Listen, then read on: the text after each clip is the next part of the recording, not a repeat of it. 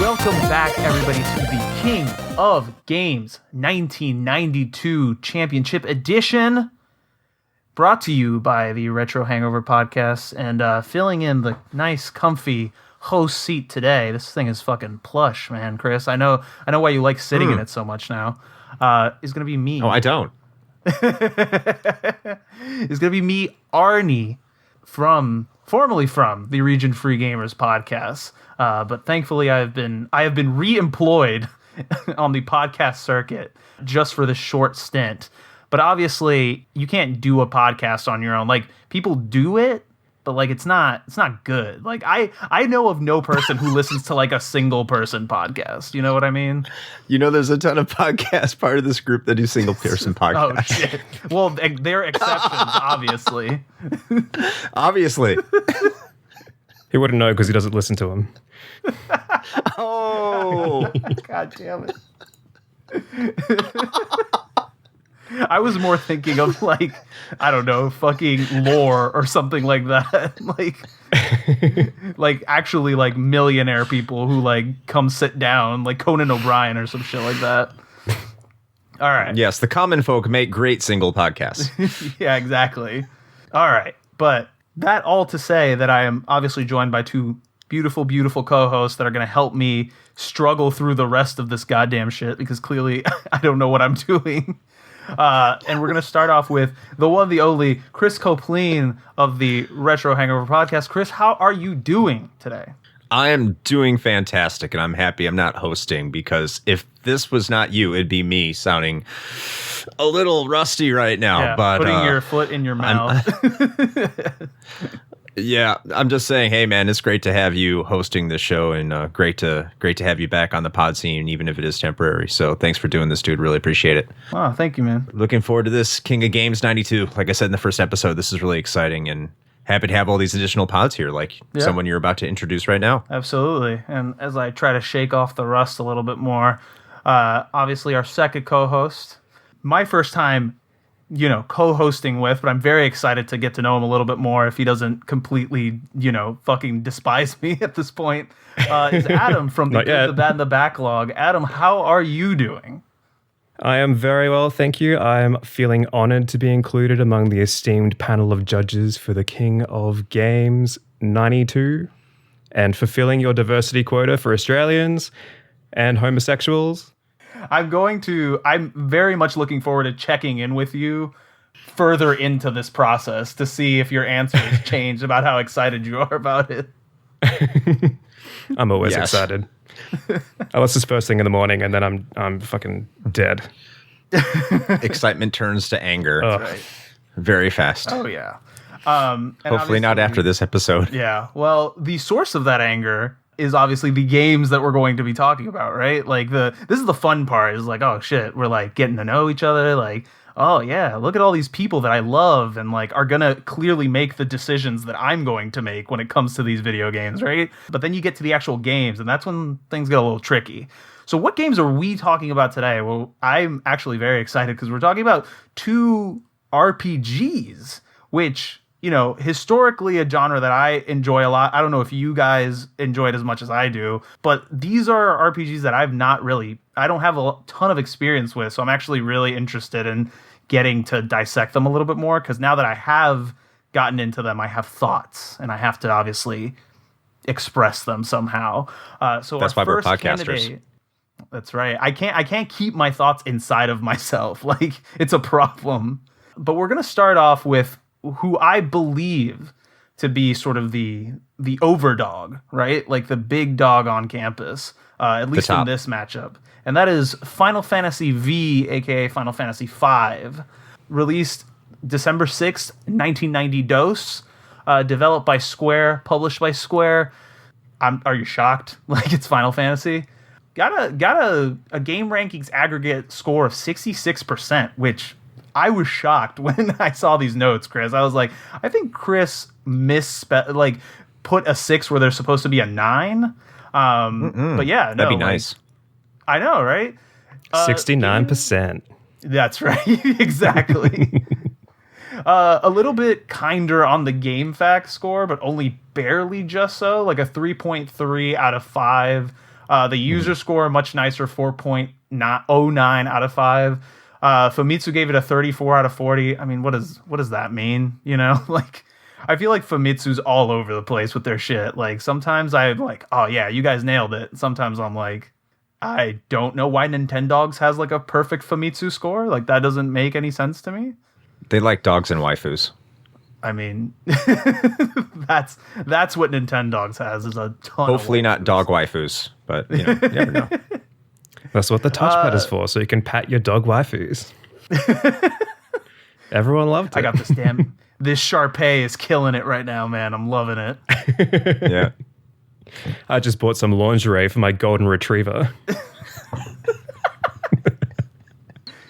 Sorry. Right. No, you're fine. Sold 2.5 million copies, which is even more impressive when you think about the fact that it never actually released outside of Japan. So we're talking pretty significant numbers, especially for a Super Nintendo RPG.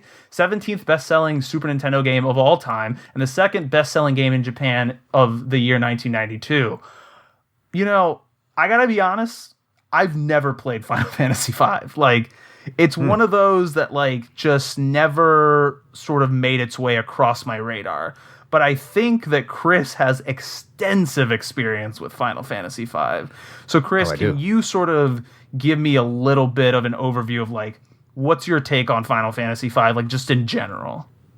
Yeah, sure. So if you go back to when this game came out, of course, everyone in the United States, for the most part, right, except for maybe game journalists in the highest of gaming magazines, had no idea about the Final Fantasy numbering convention because we had just gotten Final Fantasy II, which everyone knows now is Final Fantasy IV. Yep. But so Final Fantasy V was a secret. We didn't know about it until the glorious age of emulation and piracy and yarring with eye patches on the internet came out around 96, 97. And then we finally knew that Final Fantasy V was here, especially Final Fantasy VII. We had to learn that the numbering convention was a lie. We were lied to forever, and it was a shocking revelation. We can never trust Squaresoft again until we did. So what we got with Final Fantasy V, especially back then, is that was one of the first games to ever get a fan translation. And that was really the only way to play it. So you're not going to get any major review outlet covering this game because the only way you could play it was playing it illegally. And gaming journalism is all about access journalism. So you don't want to upset Square, who at that time was Square EA, one of the biggest gaming monoliths at the time, especially after Final Fantasy VII. So yeah, you're not going to touch Final Fantasy V unless you're playing an original SNES version. And so by the time they could actually review the game, you had, like Final Fantasy V Advance, you had, the PlayStation port, the PlayStation version, which is horrendous, by the way. But like it's so I think that's what's going on because the scores for aggregate are all retrospective, like well after the fact. They're going back and they're like, yeah, this is what the SNES version is, but you should probably play the GBA version because the GBA version is there and it's a great version of the game. The definitive Super Nintendo console, the Game Boy Advance. Yes, absolutely. It did not the Switch. It's the GBA by far. Oh, absolutely. So what you're getting with Final Fantasy V is you're getting a game that when it came out in Japan was still chasing Dragon Quest. And it still kind of did chase Dragon Quest, but this is when Final Fantasy started to approach a parity with the series, as you could see in the sales, like 2.5 million copies, which was only like 300,000 behind Dragon Quest V. And Dragon Quest V is Japan's premier JRPG, or Dragon Quest the series is the premier series in Japan, at least at that point. So Final Fantasy V really broke that ceiling in terms of JRPGs for the Japanese market. And I think that's why Square wanted to localize it. Of course, they never did. They wanted to. They were going to call it Final Fantasy Hardcore or some stupid shit like that. I'm glad they didn't call it that. No, I mean, that would have been Grandia did it with Grandia Extreme, and we know what happened to that series. So I'm glad they didn't do that. They were also going to try and port it to the PC for a little bit. And that didn't work out. And then you had the PlayStation version, and that they just should have used the fan translation because they made they had Ferris remind you how you should actually be playing that game because of how much she talked like a pirate. So you're looking at a game that is really significant because it did perfect the job system. It's not the first game to have a job system in Final Fantasy. That was the first one. And then to have really a more fluid job system, you have Final Fantasy 3. And I wouldn't even say it's the most adaptable job system because Final Fantasy Tactics definitely blows that out of the water as well in terms of how much you can do with the system. But it is still very unique, and it is still a game that has a large following and really appreciates this game. And I was really shocked when I looked up the aggregate score as well, especially retrospectively. But again, I think that was just more of the Super Nintendo game, and with the Game Boy Advance game as a reference. So I don't know. It's an interesting take looking at it today, especially with the mindset that this game never came out in the West and was locked into one region. And the only way you could experience was essentially 5 to 6 years later through a PC and a zip drive. I mean, that's a great sort of primer for people who haven't played this, which I'm assuming is going to be a decent amount of people, because I think even with the subsequent ports, I personally, at least, this was never one that was like talked about at all. Like I never knew like a Final Fantasy V head who was like, "Oh, dude, like Final Fantasy V, that's the one, man." You know? Right. But Adam, I don't know. I feel like you might be like myself in that you haven't played it as much as others, but let me know if I'm wrong, please. Well, I mean, I haven't finished it, but I've definitely played it. And like for a while, I was one of those people that was like, Final Fantasy V is the best one because it's got the job system. Yes. Yeah, I was like, this is fucking sweet. Oh, I'm going to be a berserker. Berserkers are the best class. Sure. That's a joke because apparently they're shit. But I, like Chris, came across this when I was doing the whole emulation thing and being like Faris, being a pirate. Yar.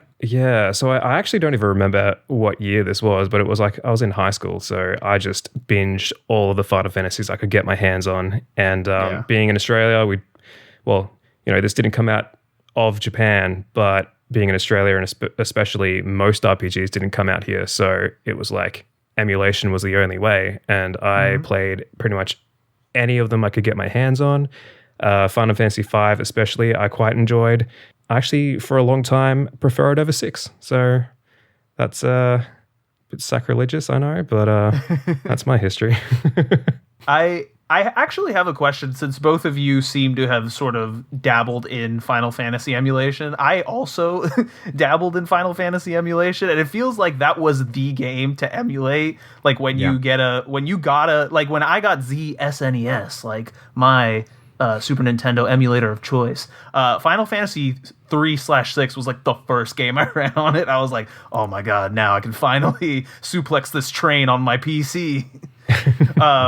And it just seems like a series. I mean, as a whole, it just seems like such an easy series to access, right? Like that was, to me, was always the beauty of Final Fantasy. It was like the RPG player's RPG. Like Dragon Quest was also that, probably to a larger extent for more people, but it just didn't have the pull, at least in my sort of sphere, as Final Fantasy did. Like everybody knew Final Fantasy. I didn't find out about Dragon Quest till I was much older, but Final Fantasy V is like not the game I feel that like you want to start out with if you're looking for like a nice light breezy RPG. Like that's the thing about 5 that freaks me the fuck out, and also the thing that I really enjoy is that I'm like, oh, this is like the ultimate like RPG player's RPG. Like it's so customizable, it's so like player friendly as far as like how do you want to play, how do you want to build your party, like you can really go all in on it. At least that's the impression that I get. Like, is that accurate at all, Chris? Or am I like sort of reading too much into it? In a sense, you're not wrong. This is not the first Final Fantasy game I would recommend for anyone to play, just because there are complications to the system that you do need to understand in order to get maximum enjoyment out of it. So if you go in and you don't know anything about this game, you're just going to pick your favorite classes, and then midway through the game, you're going to be completely distraught as to why the fuck you cannot make it past the stupid fucking tree boss. But if you do know something about the game, you go in, you do know how to place your job skills into various jobs and how to absolutely take advantage of this game, you're going to have a phenomenal time. So like when we were doing the 4-job fiesta, which is an event that you get assigned 4 jobs and your characters have to stay those jobs for the entirety of the game once you get them. So once you get a crystal, because every single crystal unlocks a job, and you get more jobs as you unlock more crystals in accordance with the plot. Okay. You only get those 4 jobs. And I think Shane, that was the first time he played Final Fantasy V, and he absolutely fucking hated it because he didn't know how to take advantage of every single job. And I don't blame him. I'd fucking hate the shit too. But if you go in and you go in with more of a open mind, you do go in with a customizable mindset and how you can just exploit the game, because the game begs to be exploited. So if you're willing to do that, and that's something, especially at the time, that a lot of RPGs and JRPGs in general just didn't ask of the player, because it was just very straightforward. Like, you get to the next level, you get stronger, you get the spells the game gives you. And Final Fantasy V wasn't like that. So I think if you go back to it now, I think there's less intimidation as long as you know that going into it, because the plot itself is a lot more lighthearted. It's a lot more straightforward. It's not complicated at all. It's a very breezy story, much in the same vein that a Dragon Quest is, especially compared to 4 and 6 just around it. So if you're saying like it's intimidating, it's definitely not from a plot standpoint, because it's generic is all get out. It's the gameplay that's the intimidation, but it's very easily circumnavigatable if you've had any experience with JRPGs in general. Yeah, I think it's an RPG that sort of asks me to color outside the lines, and that is terrifying to me, because I don't ever want to be held responsible for making the wrong choice. You know what I mean? Like, I want the game to be like, here's what you get, and do the thing with this thing. It's not like, here's 17 things, pick 3 of them that work. And I'm like, oh shit, like, no, you're putting it on me now. Like, I don't like that. What about you, Adam? Like, did you find that it was pretty accessible? Like, was it like, I know you never finished it, and I'd like to get more into that later, but was it something that, like, did you enjoy like the customizability of it? Yeah, I actually completely disagree with you guys. I think it is one of the more accessible of the Final Fantasies. Like, just from the mindset of, at least when I was a younger person, when I was playing it for the first time, like, the customizability and the fact that I can pick any of these jobs once they're unlocked was sort of like, I don't know, it had like that experimental aspect to it, and it wasn't something that was intimidating to me. It was something more creative, like a Minecraft or something. Like, you can do what you want. You can pick your own jobs. You can, if I want to be 4 black mages, I'll be 4 black mages, and I'll just run around the starting area and level them up and gain new skills and stuff. And it had like that aspect of satisfaction where every time I get a new skill and a new job or something like that, it was a reward, and you're rewarded for the grinding. And I know everybody hates grinding in RPGs, but I fucking love grinding. It is one of the most satisfying things to me, especially if I'm just sitting there zoning out. I can grind for hours, level up jobs, and Final Fantasy V gave me exactly that. And like Chris was saying, it's a very lighthearted story, so I don't feel like it's asking too much of the player to really commit to memorizing, or even really paying attention to what's happening. So I just jump in, go from point A to point B, level up all these jobs, and I was having a sweet time.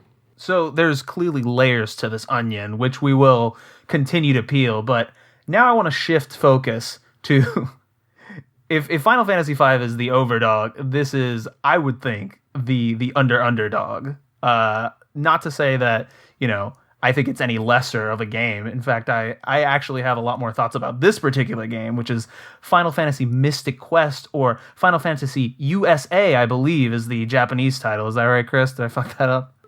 Final Fantasy USA Mystic Quest, yes. Ah, yes. All right. This one, also game rankings aggregate score 67%. What the fuck, man? Like, what is it with these like Final Fantasy games getting these like middle-ish scores? I don't like that. It's 90s.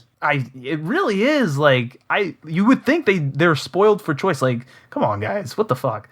And the contemporaneous scores don't really do it any favors. Like, EGM scored at 29 out of 40. Famitsu scored at 23 out of 40, which is, You know, Game Master 75%. All right, we're getting something. Nintendo Power 3.725. Okay, that is too many fucking points away from the decimal. Like, you I get love two. those decimals. That is it. And Electronic Games gave it 86%, 800,000 copies sold worldwide. Half of them in Japan, half of them in the rest of the world. You know, I gotta say, Chris, you made me play this game. Indirectly, you forced my hand into finally playing this game. And I was kind of stoked because I've always wanted to play Mystic Quest, but it's like a secret shame. Like, I don't want people to know that I chose to voluntarily play Final Fantasy Mystic Quest. I'll take the blame. I know. Now I can just say, oh no, this is for a podcast, dude. Like, Totally my fault. I'm a big Totally boy. Like, I play big boy RPGs. Like, this is for babies. Like, what? I actually I really enjoyed it. Like, and the reason I think I really enjoyed it is because it was always sort of pitched to me as like, this is, like I said, this is a child's RPG. Like, you can't lose this game. It's so easy. It's so dumb. Like, yada yada yada, on and on and on. And what I discovered is like, oh no, what they've done is they've taken a lot of the shit that I absolutely despise about RPGs and like removed it completely, or like sort of changed it to a point where it's more bearable now. And I don't know what this says about me as like a video game player, but I'm like, I wish there was a lot of things that are in this game that were still in RPGs. I wish there was a toggle I could turn on to like activate Mystic Quest mode where like I could do a lot of this shit, just because I think it's, you know, it adds a layer of accessibility and a layer of fun that I think like you sort of, as a regular RPG player, you sort of take for granted in other RPGs. But I want to get your opinions on it before I prattle on for too long. So Adam, why don't you tell me, like, what's your general experience with Mystic Quest? What do you think about it as a game? Like, what's up? All right. Well, I mean, this game came out in 1992 when I was a wee lad of 4 years old, and I specifically remember sitting on my couch in front of the Super Nintendo, SNES controller in one hand, glass of freshly squeezed breast milk in the other, and playing Mystic Quest Legend. I'm just kidding. I'd actually have no idea if this game ever came out in Australia. I've never seen a copy of it in the wild anywhere, even though allegedly it came out in Europe. So again, emulation was what got me to it. And I actually had no idea about any of the backstory as to why this game existed. And I remember playing it and thinking, wow, this is so different from every other Final Fantasy game. What the hell is this? And somehow I managed to get all the way to the end and beat it, and it was the very first Final Fantasy that I ever completed. I mean, people knock it for being simple and stuff, but when you're younger, it really is like an entry-level Final Fantasy, and it's one that I actually managed to complete, so it's got that going for it.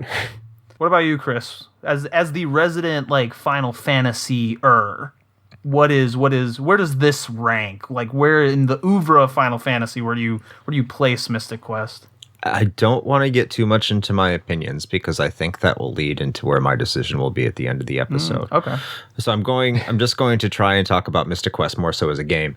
And I do think there was a benefit. I just think that Square missed the mark in terms of sales, right? I'm not going to say in terms of quality because I already said I'm not going to get into that.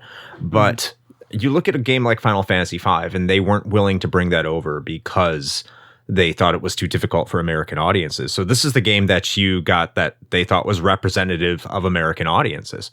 So you have a very simple game, perhaps too simple, but I played it not too long ago, and I streamed it on our Discord and our Sunday night streams for Retro Hangover.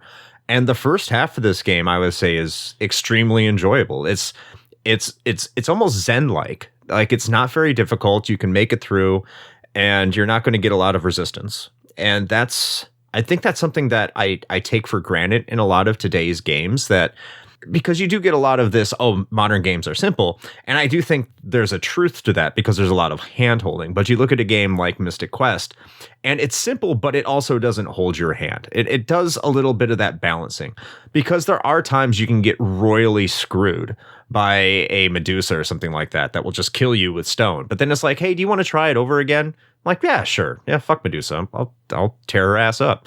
And in a lot of modern games, you know, you get the same thing, but they get ripped to shreds for it, but not as badly. It's just kind of like, yeah, it's easy, but it's, it's approachable. It's inclusive. It's accessible for everyone to play. But then when they talk about Mystic Quest, it's like, this game is bullshit. Fuck this game. It's just, I don't think that it's viewed through a lens either. So when I say Square missed the mark, you have to remember back in 92, the challenge was part of the advertisement for games. If you go back to Super Nintendo, it's like, the challenge is here. Or maybe that was Sega. I don't know. They all boasted that shit. But Mystic Quest was certainly not challenging. It's not a challenging game. It can get rather tedious later, but it didn't have random battles, which is cool. And once you defeated an enemy, the enemy was gone for good. You didn't have to worry about it. You can just go back through the dungeon, I think, unless you exited the dungeon and came back in. Treasure chests respawned, and you can get as many treasures as you want to. You had locations to grind in case you wanted to get more powerful. You only had one additional party member, and they couldn't level up, which kind of sucked. But at the same time, that means you didn't have to manage your party member. You only had to care about yourself. So there's a lot of cool things that are going on in this game. Players emote. The writing is actually pretty cheeky and can be funny at times. It's pretty funny, yeah, I was going to say. Yeah, for a early 90s translation, I think it's really good. The soundtrack is absolutely phenomenal. Oh, yeah. I'll say it right now before we even get into comparisons. It's better than Final Fantasy V's top to bottom as a whole. I think Final Fantasy V has some more standout tracks, obviously. It's Uematsu. But if you're talking about like a complete soundtrack, you're talking about one of the best complete soundtracks on the Super Nintendo, period. Now, as a complete game, yeah, I'll get into that later. I think it certainly has some issues, but in terms of an introductory RPG, in today's era, I understand in 92 why it landed like a wet fart, especially retrospectively for a long time. But I really think this is a game that you kind of need to look back on and be like, hey, if I've never played a JRPG before, would this be the first game I'd introduce somebody to? And I don't think recommending this game to someone who's never played one before is the wrong thing to do. Like, go ahead, recommend someone to play this game. It's very good introductory, especially retro RPGs. I could see it. Absolutely. I wonder a lot about whether timing was the issue with Mystic Quest, because by the time this comes out, obviously you have the first Final Fantasy on the NES, but Final Fantasy IV had already released before this. So it wasn't even like this was the first SNES Final Fantasy you got. And so maybe if they had released this earlier, it would have been seen a little bit more positively. I'm not sure.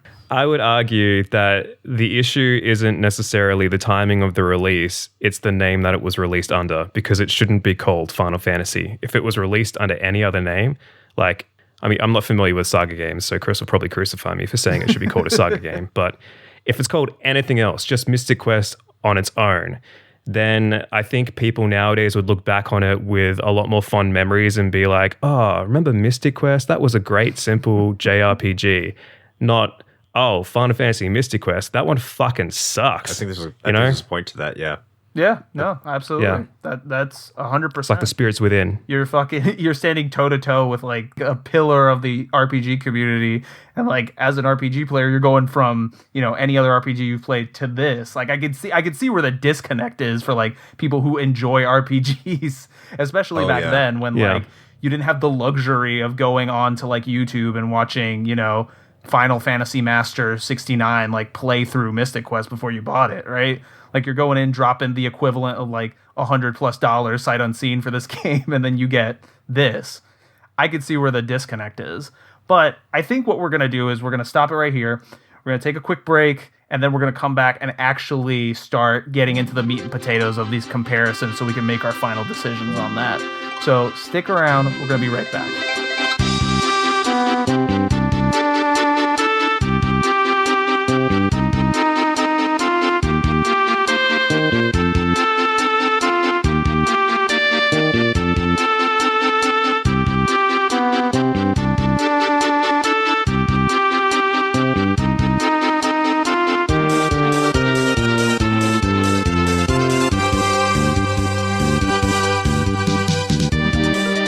We're back, baby! King of Games, 1992, Final Fantasy V, Final Fantasy Mystic Quest, Final Fantasy USA Mystic Quest. I refuse to call it Mystic Quest anymore. The Japanese title is so much cooler. I wish we had gotten that, just to make it even more obvious that they think we're babies. Well, they were Mystic Quest Legend over there in Australia, by the way. Yeah. Yeah, that's the European title because they already had their Mystic Quest. They preempted Mystic Quest with Seiken Densetsu. So now we're getting into the real sort of the shit, right? As they say. We got your 4 categories that we're going to be talking about, and we're going to each pick a winner that we think from each category, going head to head into the finale, where we'll each give our final pick for who we think should move on. So the 4 categories that we're going to be talking about: critical commercial reception, personal attachment, legacy of the game, and a head-to-head comparison. Which one would you rather play today? All right, so kicking it off with critical commercial reception. I mean, if you've ever listened to the King of Games before, you know that this one usually is pretty no-brainery, right? Like, one game usually sells a lot more than the other. So I don't know what I can really add to this discussion. Like, Mystic Quest sold 800,000 copies. Final Fantasy V sold 2.5 million copies in one country as opposed to the world, which makes this decision pretty simple for me. I mean, I'm personally going to give it to Final Fantasy V. If somebody wants to argue for Mystic Quest, I think that would make great content. So, Adam, please take it away. Well, yeah, Final Fantasy V sold 2.5 million copies in Japan, but it didn't sell anything in Australia or the USA. So Final Fantasy Mystic Quest has it beat there. That's right. That is true. By virtue of selling at least one copy in every other territory, it is the leader. It was more widespread and more available. So I'm going to give it to Mystic Quest. That's a line of thinking that I did not actually consider. Chris, would you like to break this tie? So yeah, I'm going to break this tie. And I'm not going to go by sales. I'm going to try a different approach to this year instead of just going by sales, as you probably heard in Dune 2. Versus Mario Paint, because it's easy to look at the sales and say the clear winner is one over the other just by sales. But what I'm mostly looking towards is the reception in terms of what people actually think of it. Because hey, look, Cyberpunk was one of the best-selling games of 2021. Was the commercial reception? Great. Yeah, it's great. Commercially, it was received very well. It was received extraordinarily well, right? So I kind of look at critical and commercial reception as what people say about it. And when you go back as far as 1992, you can say what they said about it then and what they say about it now in both of these cases. So even in the RPG circle, I think Final Fantasy V is well regarded today. It's a well regarded game. If you go back to 1992, you have the aggregate is 66, but again, it's reflective against, I'm assuming it's against the GBA version because we didn't have it back then, or whatever the case might be. Or like when you finally got your hands on it, it was years later. But you look at 1992, like Famitsu, they loved it. Japanese public loved it. And then when it came over here, it was revered until they played the PlayStation version and like, what the fuck is this garbage? Because it's the PlayStation version. But today, Final Fantasy V is still regarded as a good Final Fantasy. Not the best Final Fantasy. But, I mean, some people think it is, in gameplay-wise. But overall, it's not considered to be the best Final Fantasy. But it's still a very, very good Final Fantasy. Mystic Quest has never been regarded that well, either critically or commercially. Like, there's not been any big Mystic Quest fans. They'll sit up here and they will tell you that it's a must-play Super Nintendo game. You don't hear it. You don't hear it critically from major critics. You won't hear it from your friends. You didn't hear it in 1992 when people played it after playing Final Fantasy 2, because if you played Final Fantasy 2 and you saw a Final Fantasy game, you played this game, you'd be like, what the fuck is this shit? So when it comes to critical and commercial reception, I'm just going by sales. I'm going by what people said about it then, say about it now, say about it in total, and consideration of the sales. And it easily, in my mind, goes to Final Fantasy V. I mean, I like to think, first of all, I agree with you. Second of all, I like that you're taking this approach because I think that, you are the voice of the critic, right? Adam is sort of the voice of the downtrodden Western RPG player. And I have taken the position of the most oppressed minority of all of them, the shareholder. Of course. Of course. And I'm giving a voice to the voiceless here. And if you were holding Square stock in '92, goddamn, like you are a legend. Yes, you are. But obviously, we're gonna tip that round over 2-1, surprisingly, to Final Fantasy V. Well, hang on a minute. I have a rebuttal. Okay. All right. Rebut. Let's go. Final Fantasy V is one of the most untalked about games, I know that's not a word, in the entire is franchise. At least people talk about Mystic Quest because of how big of a alleged fuck up it was. No one really cares about Final Fantasy V in the grand scheme of it.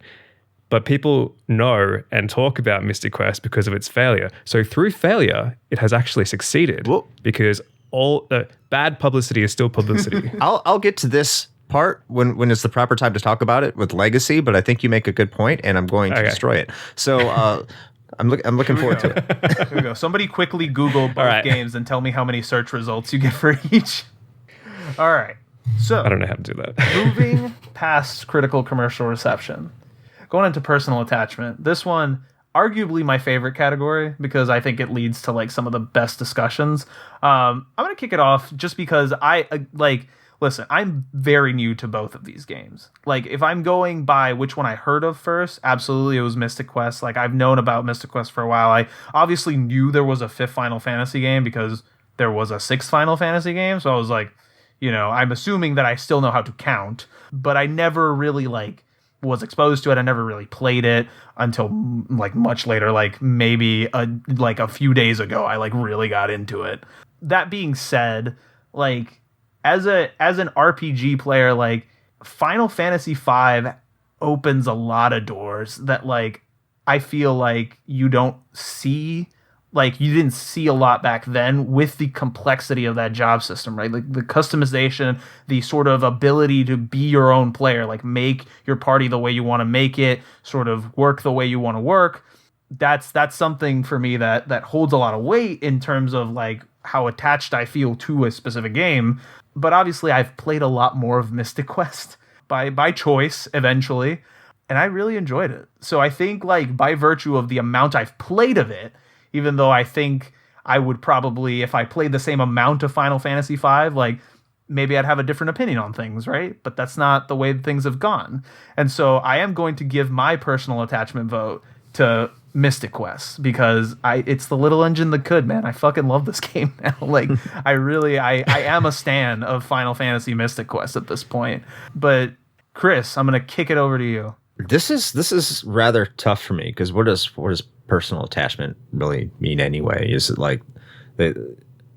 you really have this close feeling and attachment towards the game? If anyone insults the game, would you be upset about it? And I think that's what it really means to me in terms of personal attachment. If someone goes at Mystic Quest, am I going to be upset? Yes, because I don't think they've really given it a chance. I don't think they respect it for what it actually is. I think it's easy to say that Mystic Quest sucks. And I think when you say that, I really am rather dubious if you've actually sat down and gave it the time of day and really tried to give it a chance. But if you say Final Fantasy V sucks, does it hurt my feelings? Not really. Okay, I understand it's a game that's not for everybody, but I also think that's because it's not a meme thing to say Final Fantasy V sucks. It's more of a thing to say Final Fantasy V is an underrated, underappreciated, very valued gem of the import community. It's one of those snobby so close. things. I thought you were going to say hidden gem. You were so close. I was so close. I intentionally didn't say hidden gem because I know. Made it very intentional. But damn, now you're right. I missed opportunity. But because it's not hidden anymore. It's not fucking hidden. Everyone knows what Final Fantasy V is. But I remember playing Final Fantasy Mystic Quest when I was a really young kid, 7, 8 years old. And I didn't hate it back then. And I had a good time with it. And the music still makes me really happy. I have it on my running playlist when I go for a run. I have Mystic Quest music on my playlist. I have Battle of the Big Bridge from Final Fantasy V, which is Gilgamesh's theme. So, and that's a great theme. But I have 3 songs, all the battle themes from Mystic Quest because they stuck with me. They're fantastic. And there's just something about the graphical style and the way the game is presented that just hits me right in the feels. So in terms of personal attachment, I would have to give it to Mystic Quest because it just does something for me in terms of nostalgia that Final Fantasy V doesn't. I think that's because it didn't come over here when I was 7. I had to play it much later in my life. So yeah, it's Mystic Quest. Beautiful. Well, fuck. Yeah. Should I get my broom out, Adam? Is this going to be a sweep or what are we thinking here? I thought you were going to give me a broom so I could fly away on it because I'm a witch. I don't know. Or a bitch. That's not how I was expecting that to go, to be honest. So, okay. Well, as you were talking, I was starting to think about how I think about these games as well. And to be perfectly honest with you, as much as I love to support an underdog like Mystic Quest, when I think about myself playing the games, I remember more about Final Fantasy V. I don't remember that much about Mystic Quest. I remember enjoying it and completing it and having a good time with it, but I don't remember the characters because who's Benjamin? Who are these other people that join you? Like, what's going on? Doesn't matter. But I remember Faris, the genderqueer pirate. I remember pink-haired girl. Lena? Maybe I don't remember her. That's it. I remember Old Man and Butts. He was the main guy, I think. Yes. Yep. But more than that, I remember the jobs and the job system. And it's the first time I was ever exposed to that kind of job system before in an RPG. And it's a job system that's been replicated in other games, which we'll talk about, I'm sure, in the Legacy thing. And I really liked it. And I really liked changing the outfits. So I guess from that respect, I think I have to give it to Final Fantasy V. All right. All right. Another close call. This one going to Mystic Quest. So we got 1-1. Let's move it right along to that Legacy section you mentioned, Adam. This one, this is always where the heat gets turned up in my experience. Like, this is the one where people usually have opinions, TM, about these types of games, right?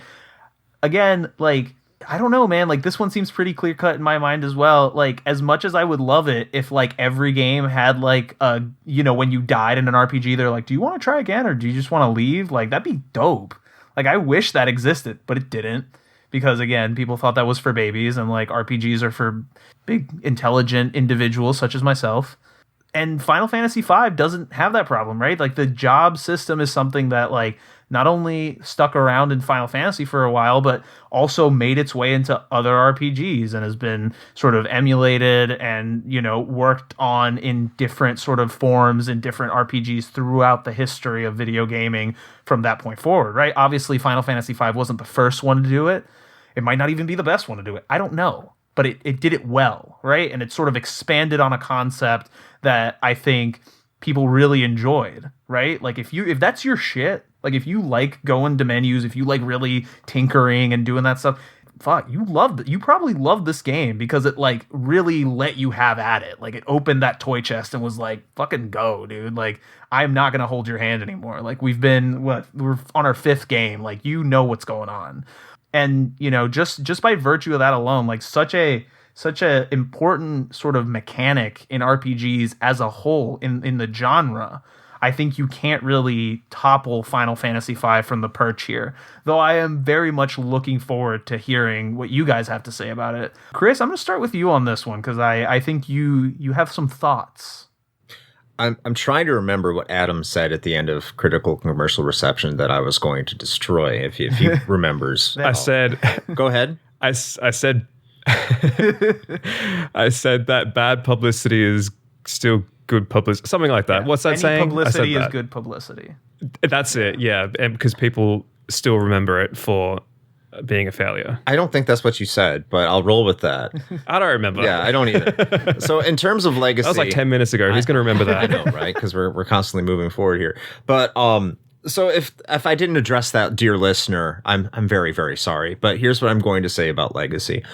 And no question towards my mind, Final Fantasy V take Legacy. And I think that's because Final Fantasy Mystic Quest, its legacy is just trying to be a deconstruction of a more grander experience. It's not trying to create anything new or fancy or anything like that. It's just trying to be like, okay, we're Final Fantasy 2 light or diet Final Fantasy 2, and it's not even really that. But you look at Final Fantasy V, and you do look at something that continues to happen to this day. Even if you want to talk about the 4-Job Fiesta, which I just talked about, where you have a couple thousand people still playing it to this day, and just a modified way to have different ways to play it and have a good time with it. That's fine. But if you look at just the job system itself that it passed down, no, you're right. It's not the first one that did it. Final Fantasy 3 was in the series, and you have Dragon Quest 3 that had their own job system, and Final Fantasy 1 that you could assign certain jobs and all that stuff like that. But the way they did it has not been as well implemented in RPGs since, with probably the exception of Final Fantasy Tactics. I can't think of a game that has a job system that does it as well as Final Fantasy V. I know if you say Final Fantasy Bravely X2, Default. okay, I thought you were going to say Final Fantasy X2, and I was going to fucking scream. I do love a dress sphere, though. Maybe Bravely Default does it as well. I've not played Bravely Default, so. But to my knowledge, I mean, you're talking how many years? 25 years in between Final Fantasy V and Bravely Default for them to finally get it right again or get it as good again. I'm not going to say right because plenty of games have gotten it right. They just haven't gotten it as right as Final Fantasy V did. Probably hands down one of the best job systems in traditional JRPG lore. They did it in 92 and they really haven't changed it in any of the revisions they've ever gone back to in terms of the GBA, in terms of Pixel Remaster, PS1, or any other iteration of this game. And they haven't had to because it just works. And every other game has tried to replicate it, but not perfect it. So it's Final Fantasy V. Everyone's been chasing that game since 92 in terms of what it did towards gameplay. Not towards storytelling, because storytelling is awful. But in terms of gameplay, yeah, it's great, and phenomenal legacy. There we go. Adam, would you like to close us out on this? What are your thoughts on this one? I think one of the reasons why they haven't done a job system like that is because after Final Fantasy V, they relegated it to all the side Final Fantasies because it wasn't that good. Hold on. Before you say anything else. Oh, okay. Whoa. Oh, no, I'm going to let you continue. I was going to interrupt. Go ahead. No, I specifically said that just to get a rise out of you. Okay. So feel free to rise to the occasion. Fine. But anyway, it was good. It was good. Mm-hmm. But you don't see it in other mainline Final Fantasy games. 10-2, you see it in that, but that's, I consider, a side story. Mm-hmm. So in any case. 13. Final Fantasy, sorry? 13. 11. 14. No, I don't count those as mainline really because they're MMOs. Oh, they're only numbered. Yeah, true. But who plays those for the story? Except for 14. Apparently, you don't play Final Fantasy V for the story either. So, well, no, that's true. No. Okay. I never did debate in high school. All right. Australia doesn't have that. That's right. You solve your problems the old-fashioned way. Yeah, put him on a ship and send him to another country to colonize. Anyway, I'm going to go with Mystic Quest. And the reason why I'm going to go with Mystic Quest is because it is the first occasion that I can recall, at least the biggest occasion, where Square has made like a monumental fuck up. And as we all know, Square in today's day and age, it's become a habit of theirs. So I think Final Fantasy Mystic Quest has started it off. This is their biggest fuck up. They didn't really learn from it. They had some sweet years from SNES to PS1. And then I guess PS2 was pretty good. But then, whoop, went down the hole. Okay. And also, yeah, like I said, any publicity is good publicity. And you don't hear that many people talking about Final Fantasy V. Yes, it has some rabid fanboys that do the 4-job fiesta, which actually sounds like a whole lot of fun. And It's great fun. I would do it myself. Like, it's the Nuzlocke challenge to Final Fantasy, which is great because that's what it needs to breathe some more life into the game after it's been dead for so many years.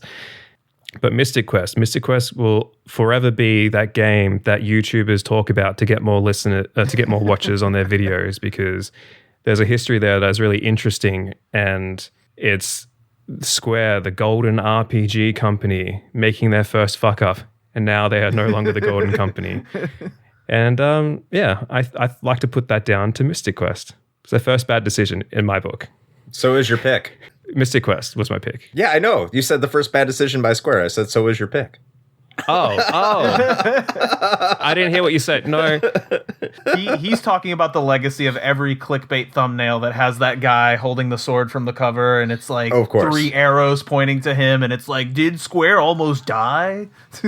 Yeah. That guy has a name, and his name is Benjamin. Thank you very much. We're breaking Benjamin right now.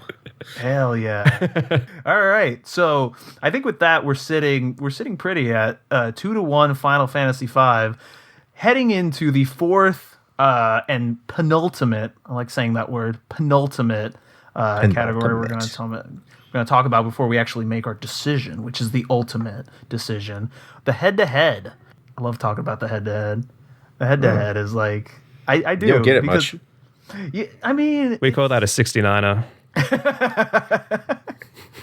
The head-to-head is always interesting, right? Especially when you... I mean, not in my case, but for some of you, I think it will be interesting when you play both games. But it's like, which game would I prefer to play today, right? And so I think of this in two like very specific ways. One is like, you know, the answer of like which game I would enjoy playing more and which game I would want to play more, right? Because I think those are two very distinct things, and they can definitely vary from time to time. And like this is one of those situations for me. The game that I would enjoy playing the most, undoubtedly Mystic Quest. Like, I have no doubt in my mind that I would enjoy playing it more because I suffer from choice paralysis. And like I've already expressed on this podcast, like I don't want the onus of any decision to be put on me. And the job system is exactly that, like fucking magnified, right? Like the sphere grid gives me like cold sweats. Let alone like give me 26 options of like what my character could be. Well, what the fuck, dude? I don't know. Like, I just want a guy that hits another guy and kills him. Like, I don't want to think about this any further than that, right? And like, that's just never been me. Like, I even forgot to mention, like, I'm currently playing Octopath Traveler, a game that also has a job system, much simpler one than Final Fantasy V. And I'm always constantly thinking I'm fucking up every time I like pick a job for somebody. But Mystic Quest takes all that out of it, right? It's like we talked about before, like it's kind of zen. You just fucking go, right? Like you have your guy, you go to your place, then I'm going to the next place. I'm gonna kill these monsters. I'm gonna level up. I'm gonna get cool shit. I get a new sword, a new spell, new attack. Oh shit, look at all these cool pixel effects I get to do now. Like it's just stimulating my fucking brain constantly. And it's never asking me like, what do you want to do? It's like, no, I want you to tell me. You made this game. Like, take me to the next cool place where I get to do the next cool thing. That's what I want to do all the time, right? So that's the one that I'm going to enjoy the most. But from the other side of it, like, which one do I want to play? Like, I wish that I could enjoy something like Final Fantasy V because it looks fucking cool. Like, it looks cool. I want to have a party of, like, a Time Lord, a Mime, a fucking Blue Mage, and a Berserker, right? Like, that sounds cool as shit. But I just don't... I know. You know what I mean. Like, I don't get it, but I want to get it. Like, I want to be... Like, I want to make that leap, but I just can't. Like, my brain does not allow me to. And so it's one of those things where I'm perpetually, like, on the outside looking in at watching other people like really enjoy this stuff and wishing that could be me. But my stupid lizard brain is just like, no, just go play the game that like gives you thunder and like you just shoot things with thunder all the time. And that's cool, right? Like buy this battle axe from some lady in a town. This is dope. And so like I pick Mystic Quest because like it's like if you put two TVs in front of me playing each of these games, like this is always how I think about it every single time. I'm like, there's two TVs in front of me. One of them had Final Fantasy V. The other one had Mystic Quest. One of them would make me cry and like have anxiety. And the other one, I could just like crack like 5 beers and like keep fucking playing all night. And that's Mystic Quest. Like I don't have to think about it. And so that's my choice, right? Now, Adam, why don't you tell me why I need to like start reading books or something so I can enjoy Final Fantasy. Well, first of all, I love that you said Time Lord because that sort of makes like Doctor Who part of the Final Fantasy canon. This is a really difficult decision for me because on the one hand, I love grinding out job levels in Final Fantasy V and I can do that for hours and hours and hours. But on the other, Final Fantasy Mystic Quest only goes for like, 12 hours? That's not a huge time commitment. And I'm a busy man. I've got a job. I've got a relationship. Sorry to rub it in your face. I have things to do. I'm a busy man. I've got a podcast to run and edit and do everything. So if I think about which one I would rather play, especially from a time commitment angle, it's definitely going to be Mystic Quest. However, Final Fantasy V, ever since Chris brought up the whole 4-job Fiesta thing, I've been thinking about, hey, maybe I should get involved in that. Maybe I should give it a go Yes, you because should. it will. Maybe I will. But then I also think about, then I have to like start the game up and then I have to play and then I got to tweet things and get a job and But the whole fact that there's like this meta to the game, which is like the Nuzlocke in Pokemon, which I've also always wanted to play, but never got around to doing my own Nuzlocke because it seems like so much effort. So maybe I don't want to play it. I don't know. But the fact that it was brought up and that I'm thinking in my mind, I really want to give the 4-Job Fiesta a go.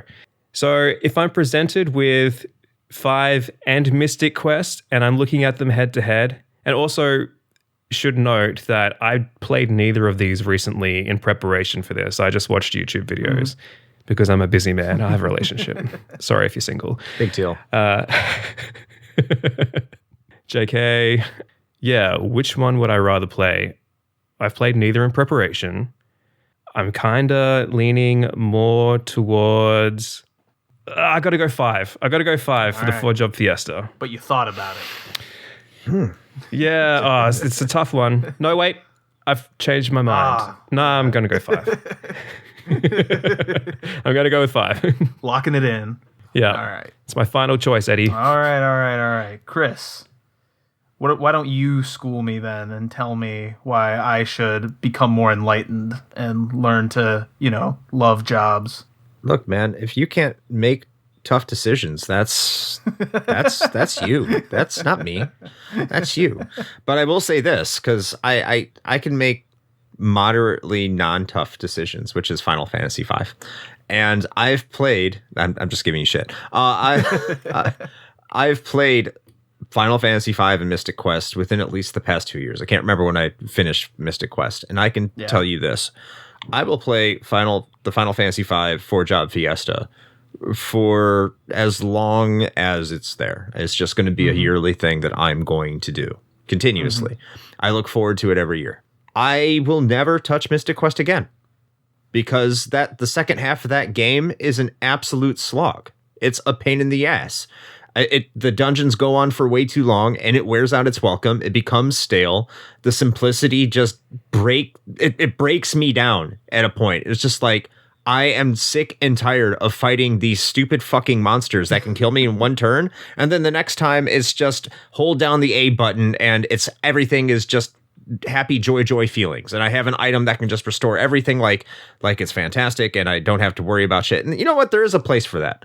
There is definitely a place for that. I don't want to knock it too much, but I just find it way too tedious. I can't go back I can play it for the music and I will listen to the music forever because it is phenomenal. But at some point there's something's got to give and I can't touch it ever again in my life. This could be any game in the King of Games 92. And I would say that over Mystic Quest. It's not just Final Fantasy V. It's anything because holy shit, I can't touch that game ever again. Never, ever again is Final Fantasy V.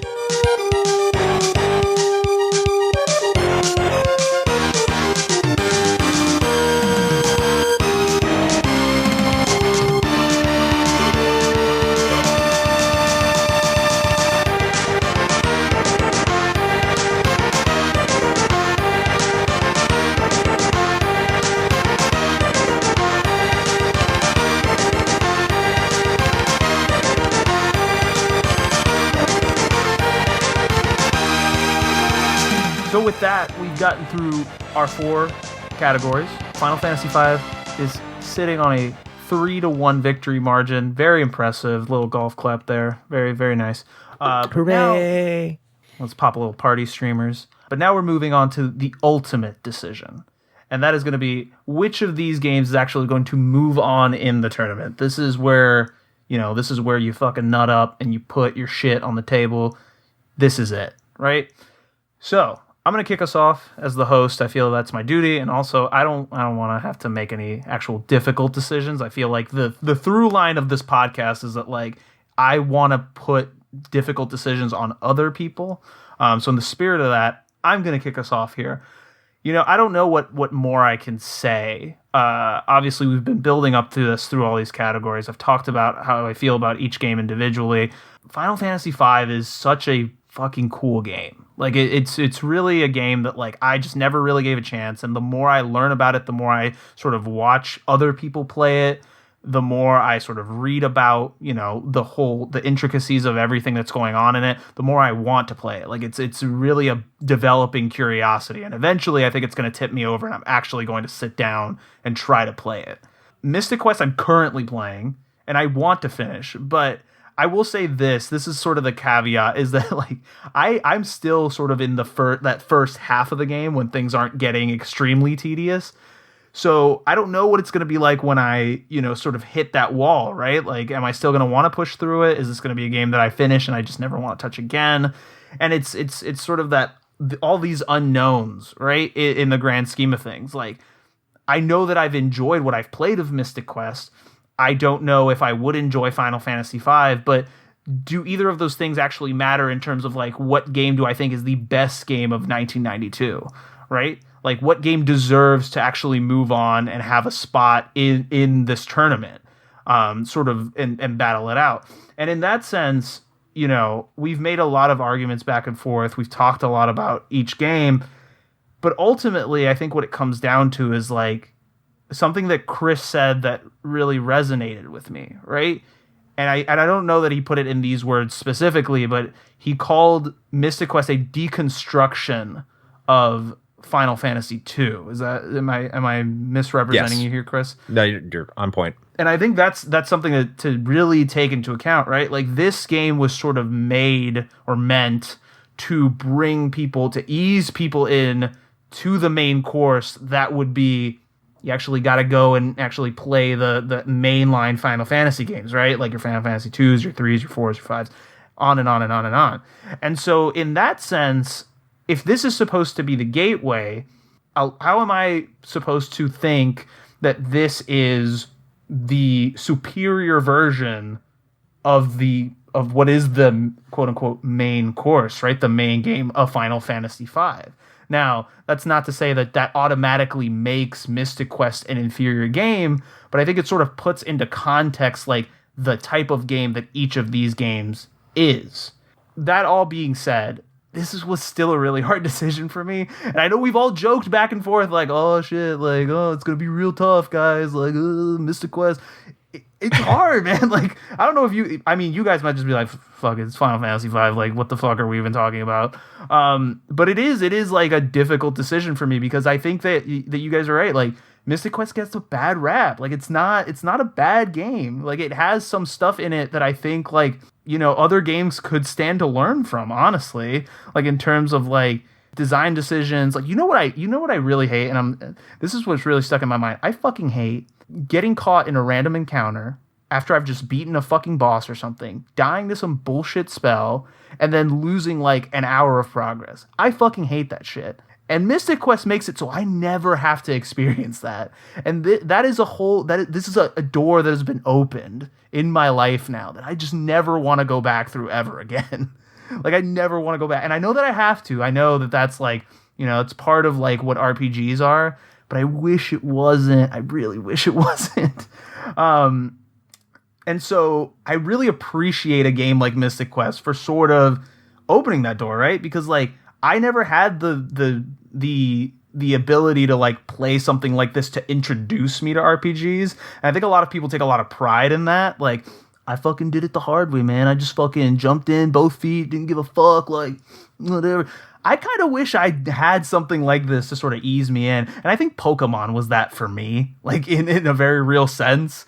Like, I think these like little simpler sort of RPGs get looked down on a lot. And I think it's kind of bullshit. Like, I think we really should encourage people to make games like this, because not only is it a good way to like introduce people to a genre that they might think is really intimidating, but it also like just opens the door for people to enjoy different flavors of a thing that they might already enjoy, right? Like, you don't know what, you're going to click with or what you're going to end up liking a lot. And I guess all this is a circuitous way of me saying like, I'm going to vote for Final Fantasy V because ultimately I think that's the correct decision. Like, I think that is the game that sort of deserves to move on. It has a much stronger legacy than Mystic Quest does, not discounting Adam's point, which I think is very valid. Like, I don't think a negative legacy is a lack of legacy, but I think like in terms of Mystic Quest's negative legacy and Final Fantasy V's overall legacy, as it contributes to like other games in the space, not just in 1992 but beyond, I think Final Fantasy V has a bigger base to stand on as a game that I feel comfortable saying, if it wins, this is arguably the best game of 1992. And so putting that all out there, like Final Fantasy V is my pick. In my heart, it will always be Mystic Quest. I've found a new love. And I think that like if I take nothing else away from this experience, I'm glad that I fucking played Mystic Quest. But Final Fantasy V is going to be my answer. I'm going to lock that in. Now that I've sort of babbled on for long enough, Adam, why don't you tell me what your pick is? I'm so disappointed in you. I was hoping you'd go for Mystic Quest. I know. And I was this close. It was up to the last moment when I was talking about it. I was like, fuck, I can't in good conscience do that. You know, for as much as we talked about, I'm just going to backtrack very slightly, but for as much as we talked about the job system being like the legacy of Final Fantasy V, we didn't really touch on the fact that the things like restarting a battle in Final Fantasy Mystic Quest has been brought back in other games like Final Fantasy 13 and more modern games when people were complaining to Square about how RPGs aren't nearly as accessible as they should be. They took some inspiration from things that they had done before in Mystic Quest and brought it into the more modern games. It definitely deserves an accolade for that. I love an underdog. I think I'm always going to support an underdog, but I also don't... how am I going to put this? But I also can't deny the fact that Final Fantasy V has had staying power, even if it is something as small as the 4-job Fiesta, which, yes, thousands of people play, but in the grand scheme of it, thousands of people, like this little tiny portion of people who have played it before. When you compare that to something like a Nuzlocke, where it is, you know, far and wide a common, understood new set of gaming rules. The fact that the 4-job Fiesta is still there means that Final Fantasy V does have a metagame, does have a legacy, does have staying power and replayability that Mystic Quest doesn't. You can't replay Mystic Quest and impose some sort of self-challenge on yourself because it's too forgiving for that. And Final Fantasy V has somehow managed to find a way 20, 30 years later to still be relevant enough for people to play on the yearly. And so likewise, I can't in good conscience give it to Mystic Quest when everybody knows that Final Fantasy V is the higher quality game, the better game. And full disclosure, I voted it near the top of my list when we did the rankings. And it wasn't until we actually prepared for this episode that I started to critically look at Final Fantasy Mystic Quest and think, hey, you know what? This game actually isn't nearly as bad as it is.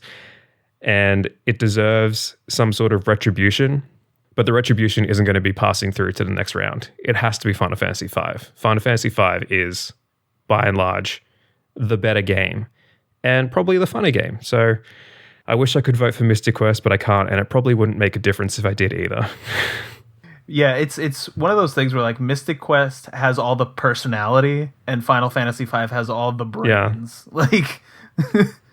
Like it's the redheaded stepchild that comes to the family reunion that nobody sees very often, and you just feel sorry for because they have like a third ear growing out of their forehead, but you still love them. They're your family. They're shooting dice and getting drunk, and that's all fun until it becomes 2 a.m.